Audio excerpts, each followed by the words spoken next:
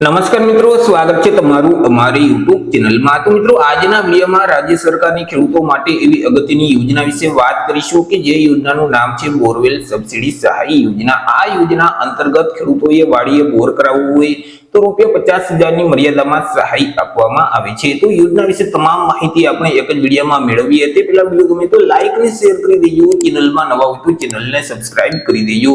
તો ચાલો મિત્રો, વિડીયોની શરૂઆત કરીએ।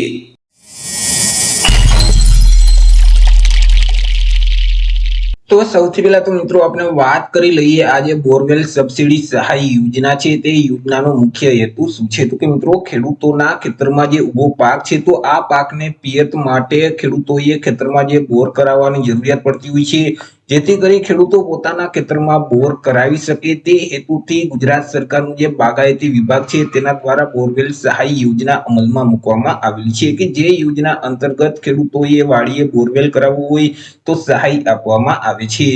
યોજનાના લાભ વિશે માહિતી મેળવીએ કે આ યોજનાનો લાભ છે તે કોને કોને મળવા પાત્ર થશે। તો કે યોજનાનો લાભ છે તે ગુજરાત રાજ્યના ખેડૂતો કે જે ઓઇલ પામનું વાવેતર કરે છે તે તમામ વર્ગના ખેડૂત ખાતેદાર આ યોજનાનો લાભ છે તે મેળવી શકશે। પછી તે SC ST OBC EWS કે જનરલ રાજ્યના કોઈ પણ વર્ગના ખેડૂતો હોય પરંતુ તે ખેડૂત ઓઇલ પામનું જો વાવેતર કરતા હશે તો આ યોજનાનો લાભ છે તે તેઓને મળવા પાત્ર થશે। અને યોજનાનો લાભ છે તે આજીવનમાં એક વખત જ મળવા પાત્ર થાય છે। એક વખત આ યોજનાનો લાભ મેળવી લીધા પછી ફરી ક્યારેય યોજનાનો લાભ છે તે મેળવી શકાતો નથી। સહાય વિશે વાત કરીએ તો કે અહીં ઓઇલ પામનું વાવેતર કરતા જે ખેડૂતો છે તે ખેડૂતોએ વાડીએ જે બોરવેલ કરાવેલ છે અને તેની પાછળ જે કુલ ખર્ચ થયેલ છે તે કુલ ખર્ચના 50% અથવા તો વધુમાં વધુ ₹50,000 બે રકમમાંથી જે રકમ ઓછી હશે એટલી અહીં ખેડૂતોને સહાય છે તે આપવામાં આવશે અને સહાયની રકમ છે તે સીધી ડીબીટીના માધ્યમથી ખેડૂતોના બેંક ખાતામાં જમા કરાવી દેવામાં આવશે। વાત કરી લઈએ યોજનાનો લાભ મેળવવો હોય તો અરજી કઈ જગ્યાએ કરવાની રહેશે। તો કે યોજનાનો લાભ મેળવવા માટે ખેડૂતોએ ઓનલાઈન અરજી ફોર્મ છે તે ભરવાનું હોય છે। ઓનલાઈન અરજી ફોર્મ આ ખેડૂતના પોર્ટલ ઉપર જઈ અને તમારે ભરવાનું રહેશે। હાલ મિત્રો વર્ષ 2026 માટે ઓનલાઈન અરજી ફોર્મ શરૂ છે। 27/3/2026 થી અરજી ફોર્મ શરૂ કરવામાં આવેલા છે અને 26/4/2026 સુધી તમે ઓનલાઈન અરજી ફોર્મ ભરી શકશો। ઓનલાઈન અરજી ફોર્મ ભર્યા પછી તેની પ્રિન્ટ કાઢી તમારે કોઈ પણ જગ્યાએ જમા નથી કરાવવાની, તમારી પાસે જ રાખવાની છે।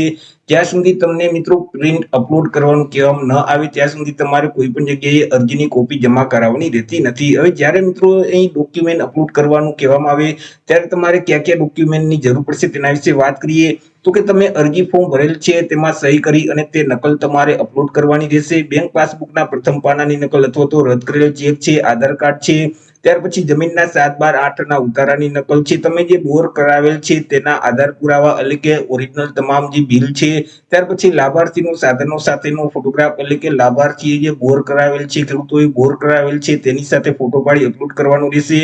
જો SC કે ST કેટેગરીમાં આવતા હોય તો જાતિનો દાખલો છે, સંયુક્ત ખાતેદાર હોય તો બાંહેધરી પત્રક છે, દિવ્યાંગ ખેડૂતો માટે દિવ્યાંગતાનું પ્રમાણપત્ર છે, વન અધિકારી ક્ષેત્ર લાગુ પડતું હોય તો વન અધિકારીનું પ્રમાણપત્ર છે તે અપલોડ કરવાનું રહેશે। તો જ્યારે તમને મિત્રો ડોક્યુમેન્ટ અપલોડ કરવાનું કહેવામાં આવે તો ત્યારે તમારે આટલા ડોક્યુમેન્ટ આ ખેડૂતના પોર્ટલ ઉપર ઓનલાઈન અપલોડ કરી દેવાના રહેશે। તો એ રીતે મિત્રો જે બાગાયત વિભાગ છે તેના દ્વારા ખેડૂતો માટે અગત્યની યોજના કહી શકાય। અહીં ઓઇલ પામનું વાવેતર કરતા જે ખેડૂતો છે તેઓએ વાડીએ બોર કરાવવું હોય તો ₹50,000ની મર્યાદામાં સહાય આપવામાં આવશે। તો આશા રાખું છું વિડીયો પસંદ પડ્યો હશે। વિડીયો પસંદ પડ્યો તો લાઈક અને શેર કરી દેજો, ચેનલમાં નવા હોય તો ચેનલને સબસ્ક્રાઇબ કરી દેજો। ફરી મળીશું એક નવા ટોપિક સાથે એક નવા વિડીયોમાં। ત્યાં સુધી જય હિન્દ, વંદે માતરમ।